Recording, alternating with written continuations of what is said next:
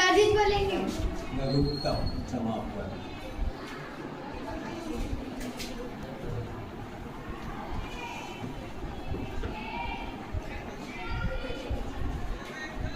ठीक है, पढ़ेंगे अपन लघुत्तम समापवर्ती करेंगे। किसी लघुत्तम समापवर्ती की, तो लघुत्तम समापवर्ती मतलब होता क्या है वही जानेंगे अपन।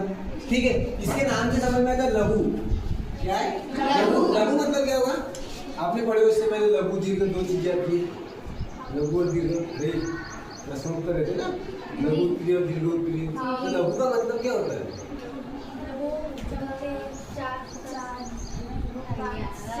पता है? नहीं पता? बहुत बढ़िया। ठीक है, लघु का मतलब होता है छोटा। क्या होता है? छोटा। लघु मतलब छोटा, दीर्घ मतलब बड़ा। लघु उत्तरीय मतलब छोटे आंसर रहते हैं जिसके, दीर्घ उत्तरीय मतलब जिसके बड़े आंसर। ठीक है, तो लघुत्तम मतलब होता है छोटा। क्या होता है? छोटे से छोटा। लघुत्तम, लघु मतलब छोटा, लघुत्तम मतलब छोटे से छोटा। तो लघुत्तम समापवर्ती क्या होता है?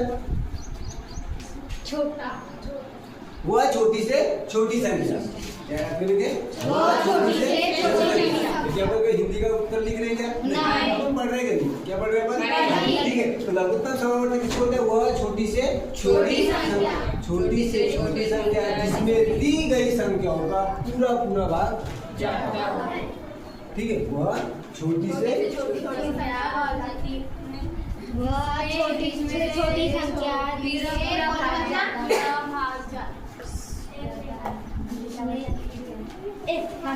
सर जी वीडियो बना रहे, मुझे बोलना नहीं है, सर जी खुद बोलेंगे।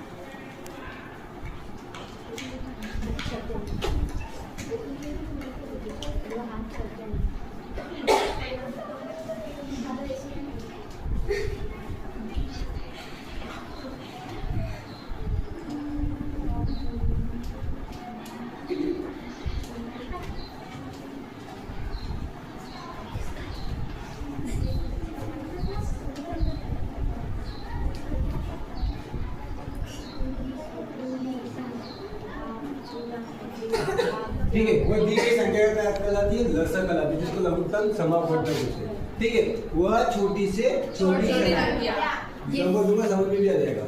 वह छोटी से छोटी संख्या जिसमें दी गई संख्याओं का पूरा पूरा भाग जाता है, वो क्या कहलाता है? उसका लघुत्तम समापवर्ती। जैसे एक एग्जांपल लेते हैं अपन। ठीक है,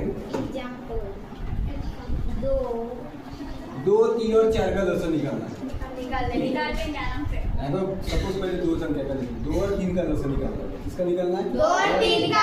ठीक है, दो और तीन का लसन निकालना है। ठीक है, तो एक सबसे छोटी से छोटी संख्या का भाग देना चालू करो। सबसे पहले सबसे छोटी संख्या क्या है? दो नहीं, एक है। एक का भाग जैसे कोई फर्क पड़ता है?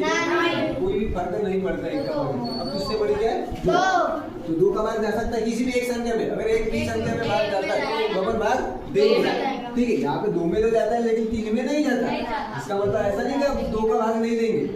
दो और अलग, तीन अलग अलग है, वो संख्या एक ही नहीं है। दो एक दो, तीन को जैसे का वैसा। किसको उतारेंगे फिर? तीन एक जैसे का तीन एक तीन। आगे दोनों संख्या के नीचे एक एक। अब इसका एलसीएम निकालना क्या आएगा? दो बोली तीन,